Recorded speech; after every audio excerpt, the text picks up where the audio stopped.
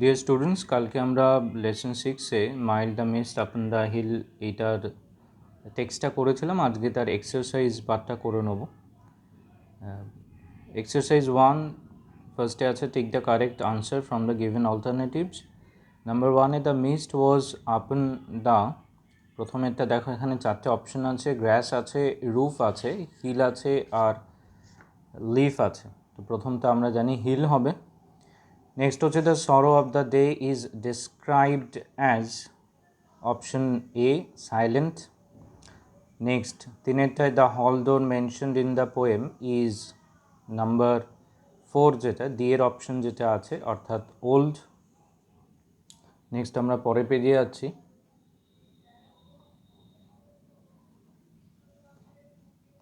Next question number 4-এ the poet watches the cloudy, এখানে evening second option. 5-এরটায় the colour of the mist is blue, আর 6-এরটায় the damp stands on the grass. Okay, এটা হলো পার্টটা। Next হচ্ছে এক্সারসাইজ 2। এক্সারসাইজ 2-তে দুটো কোয়েশ্চেন আছে। একটা হচ্ছে where does the poet see herself when she thinks of her childhood, R what did the poet watch on the cloudy evening। The first কোয়েশ্চেনটা আছে where does the poet see herself when she thinks of her childhood। তো এখানে ওই second স্ট্যান্ডায়, কবিতার second স্ট্যান্ডায় দুটো জায়গা বলা আছে। একটা beneath my father's sheltering roof R near the old hall door। তাহলে আমরা আনসারটা রিফ্রেজ করবো এইভাবে যে the poet sees herself when she thinks of her childhood beneath her father's sheltering roof and near the old hall door। আরেকবার বলছি, the poet sees herself when she thinks of her childhood beneath her father's sheltering roof and near the old hall door। Next, what did the poet watch on the cloudy evening? ওই যে মেঘাচ্ছন্ন সন্ধ্যায় কবি কি দেখেছিলেন। তো এর আনসারটা থার্ড স্ট্যান্ডায় আছে। থার্ড স্ট্যান্ডায় ওই লাস্টের দুটো লাইন হবে।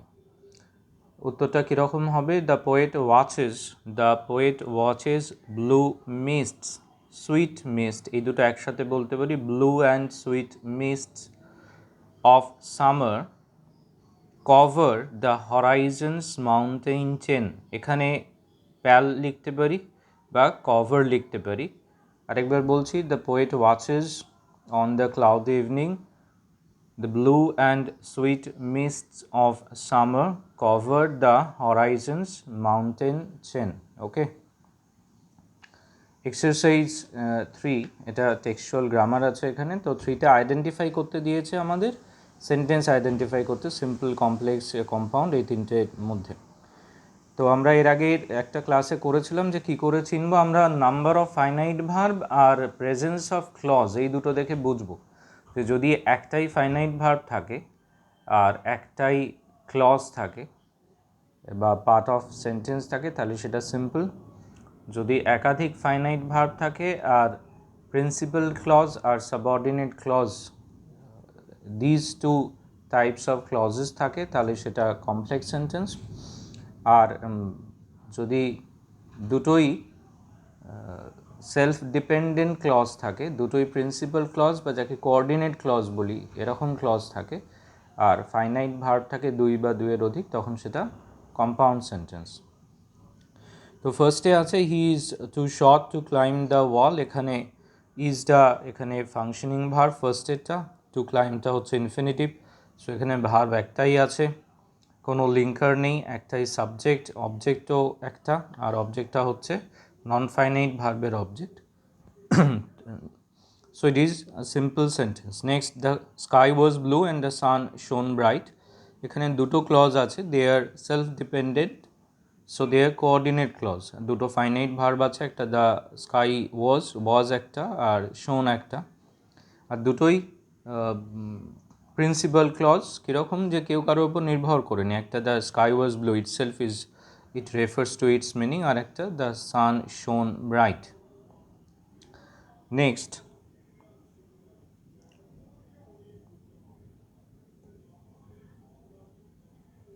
আচ্ছা নেক্সট পেজে নাম্বার 3 আছে the old man who lived in a village believe that the earth was flat. আচ্ছা আমি সেন্টেন্সটাকে আগে ক্যাটাগরাইজ করে একটু ক্লাসিফাই করে নিই বা তিনটে আলাদা আলাদা গ্রুপে ভেঙে নিই। একটা হচ্ছে দ্য ওল্ড ম্যান বিলিভড, এটা একটা part. Who lived in a village, এটা একটা পার্ট। আর that the earth was flat, এটা একটা পার্ট। এখন তিনটে ডিফারেন্ট পার্ট আছে, তার মধ্যে দুটো পার্ট দুটো লিঙ্কার হু আর দ্যাট দিয়ে জয়েন হয়েছে। তো ফার্স্টে দ্য ওল্ড ম্যান বিলিভড ইট, যদি এটা একটা সেন্টেন্স করি the old man believed it, so it is itself complete sentence, এটার আর কারোর হেল্প লাগছে না, এটা আমরা প্রিন্সিপাল ক্লজ ধরে নিলাম। নেক্সট হচ্ছে হু লিভড ইন আ ভিলেজ, এটা একটা ক্লজ দ্যাট ডিপেন্ডস, এই হু ডিফাইন্স দ্য ওল্ড ম্যান, এটা একটা, তাহলে ওল্ড ম্যানের ওপরে ডিপেন্ড করছে বা প্রিন্সিপাল ক্লজের ওপর ডিপেন্ড করছে। আর বিলিভড এর পরে আছে যে হোয়াট ডিড হি বিলিভ, যদি কোয়েশ্চেন করি হোয়াট ডিড হি বিলিভ, সে কি বিশ্বাস করে, উত্তরে আমরা পাবো that the earth was flat. তো এই হচ্ছে ফার্স্টের যে ক্লজটা আছে who lived in a village, সেটা রিলেটিভ ক্লজ, অ্যান্টিসিডেন্ট হচ্ছে দ্য ওল্ড ম্যান, তাকে ডিফাইন করছে। নেক্সট হচ্ছে তারপরের যে পার্টটা আছে that the earth was flat, it was বা it is an object to the verb believe, বিলিভকে যদি আমরা হোয়াট দিয়ে কোয়েশ্চেন করি তাহলে এই পার্টটা পাবো। সুতরাং একটা প্রিন্সিপাল ক্লজ, একাধিক সাবঅর্ডিনেট বা ডিপেন্ডেন্ট ক্লজ, এটা হলো তাহলে complex sentence. Next, living a job midway is not a good practice, এখানে ভার্ব কিন্তু বা ফাইনাইট ভার্ব মেন ভার্ব কিন্তু একটাই আছে ইজ, তার আগে যে পার্টটা লিভিং আ জব মিডওয়ে, এটা জিরান্ডিয়াল ফ্রেজ বলতে পারি বা এটা একটা ভার্বাল ফ্রেজ, এটা নন ফাইনাইট ভার্বাল ফ্রেজ। এটা লিভিংটা এখানে ফাইনাইট ভার্ব নয়, নন ফাইনাইট ভার্ব। লিভিং আ জব মিডওয়ে, মাঝপথে কোনো কাজ ছেড়ে দেওয়া, এভাবে আসবে, ছেড়ে দেওয়া is not a good practice, ভালো অভ্যাস নয়। তাহলে এখানেও দেখলাম মেন ভার্ব একটাই, সুতরাং এটা simple sentence. Sorry, last week I met a friend who gave me a bag which is brown in colour, এখানে আবার তিনটে পার্ট আছে, তিনটে পার্ট হবে। Last week I met a friend, এটা একটা, who gave me a bag, এটা একটা, আর which is brown in colour, এটা একটা। তাহলে দেখে বোঝাই যাচ্ছে last week I met a friend, এটা সেলফ ডিপেন্ডেন্ট ক্লজ একটা, so it is the principal clause. Next who, ফ্রেন্ডকে ডিফাইন করছে, who gave me a bag, তাহলে এটা রিলেটিভ ক্লজ যেখানে হু এর অ্যান্টিসিডেন্ট হচ্ছে আ ফ্রেন্ড। আর নেক্সট হচ্ছে which is brown in colour, এখানে হুইচটা ব্যাগকে বোঝাচ্ছে, ব্যাগটা এখানে হুইচ এলিঙ্কারের অ্যান্টিসিডেন্ট হিসেবে কাজ করছে, which is brown in colour, so এটাও ডিপেন্ডেন্ট ক্লজ। এই দুটোই রিলেটিভ ক্লজ, আর দুটো রিলেটিভ ক্লজ আছে এখানে, এটা কমপ্লেক্স সেন্টেন্স। ওকে, নেক্সট এক্সারসাইজ 4। এক্সারসাইজ 4-এ দিয়েছে ডু অ্যাজ ডিরেক্টেড চেঞ্জ করতে, কিছু কিছু চেঞ্জ আছে এখানে, ট্রান্সফরমেশন বেসড কোয়েশ্চেন, যেমন the question was so easy that every one could answer it, simple সেন্টেন্সে করতে দিয়েছে, এটা কমপ্লেক্সে আছে। তো এই ধরনেরগুলো জেনারেলি, এই ধরনের কমপ্লেক্স সেন্টেন্স যখন ইন্টেন্সিটি বোঝায়, সো এই এরকম কিছু থাকে, সো ভেরি এগুলো থাকে, আর তার সাথে একটা নেগেটিভিটি থাকে বা অ্যাফার্মেটিভ সেন্স থাকবে, যে এত সহজ সবাই উত্তর করতে পারে, এত কঠিন কেউ উত্তর করতে পারে না।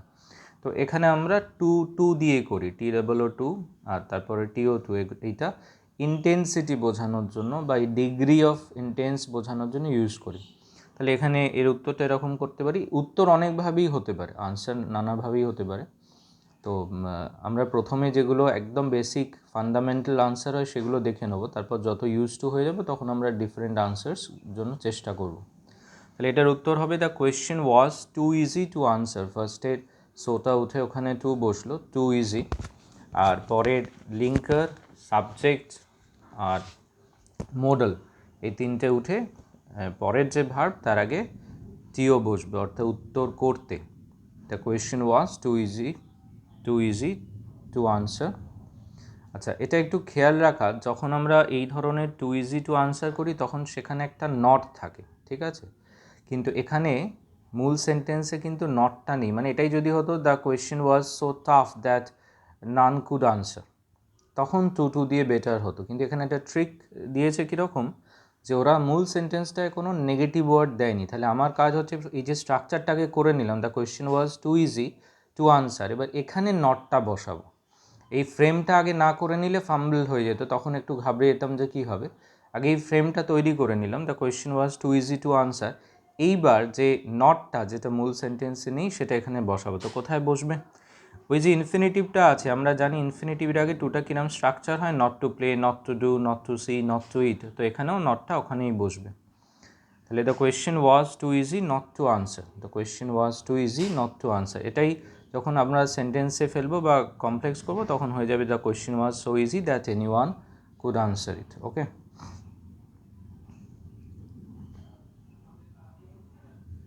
নেক্সট হচ্ছে a friend in need is a friend in deed. এটা কমপ্লেক্স করতে বলেছে। ইন নিড এটা রেফারেল অ্যাডজেক্টিভ ফ্রেজের মতো আছে।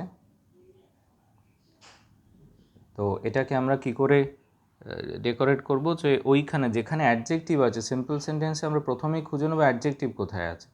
তো যেখানে অ্যাডজেক্টিভ আছে সেইখানটার থেকে আমরা এক্সটেনশনটা করব। A friend who is there in need, in নিডটার আগে who is there in need is a friend in deed. Next, pollution is one of the most severe threats to our beautiful planet. কম্পাউন্ডে change করতে বলেছে। তো একটা our beautiful planet বা our planet is beautiful তো একটা বলে দেওয়াই আছে, আর pollution is one of the most severe threats to it. তাহলে সেন্টেন্সটা এরম হলো, our planet is beautiful but pollution is one of the most severe threats to it. Okay, next, do or die complex করতে বলেছে। এটা কম্পাউন্ডে আছে, or দিয়ে আছে। তো এখানে একটা কন্ডিশন ইমপ্লয়েড আছে, একটা শর্ত আছে এখানে, যে যদি না করো তাহলে মরবে। তো যদি না করো আমরা ইফ ক্লজ দিয়ে করব, অ্যাডভার্ব ক্লজ অফ কন্ডিশন দিয়ে করব। If you do not do you will die, if you do not do you will die. Okay, এই উত্তরগুলো আরও অনেকভাবে হতে পারে। আমরা প্রথমে একটু বেসিক লেভেলে এগুলো করে নিই, তারপর যত ফ্যামিলিয়ার হব অন্যভাবেও চেষ্টা করব। Next, number 5, he was confused and stopped working. He was confused and he stopped working. এটা কম্পাউন্ড সেন্টেন্স আছে, সিম্পলে করতে বলেছে। এখন যখনই দেখব যে দুটো কোঅর্ডিনেট ক্লজের একটাই সাবজেক্ট আছে, একটা কমন সাবজেক্ট আছে, আর দুটোতে যে ভার্ব আছে ফাইনাইট ভার্ব, সেগুলো কনজিকিউটিভ ভার্বস, মানে একটার ফলে আর একটা হচ্ছে, একটার কারণে আর একটা হচ্ছে, তখন আমরা কি করব, সেটাকে রিলেট করতে পারি একটা ফ্রেজ দিয়ে, পার্টিসিপিয়াল ফ্রেজ দিয়ে রিলেট করতে পারি। তাহলে প্রথমে সাবজেক্ট অমিট করে দেবো, করে ওয়াজ হচ্ছে বি ভার্বের জন্য ওয়াজ আসে, তাহলে বিটা বিং করলাম, তাহলে বি প্লাস আইএনজি বিং হলো। বিং কনফিউজড, এটা আমার ফ্রেজটা হয়ে গেল, বিভ্রান্ত হয়ে বিং কনফিউজড। এবার কমা দেবো, দিয়ে ওই অ্যান্ডটা অমিট করে ওখানে হিটা বসাবো, সাবজেক্টে এবার বসাবো, being confused he stopped working, being confused he stopped working. Okay, তবে এই কনসেপ্টটাই আবার যখন দুটো আলাদা সাবজেক্ট হবে, সেখানে কজ এফেক্ট রিলেশন থাকবে, তখন সেটাই বদলে যাবে, তখন ওটা নমিনেটিভ অ্যাবসলিউটের ফর্মেশনে জয়েন হবে, সেটা অন্য কোনো একদিন করব। ওকে, তো এটা আমার এক্সারসাইজ এই অবধি রইলে। এরপর রাইটিং আছে, রাইটিংটা যেরকম আগে রাইটিং দিয়েছিলাম সেরকম একটা মডেল রাইটিং সেট আমি আপলোড করে দেবো।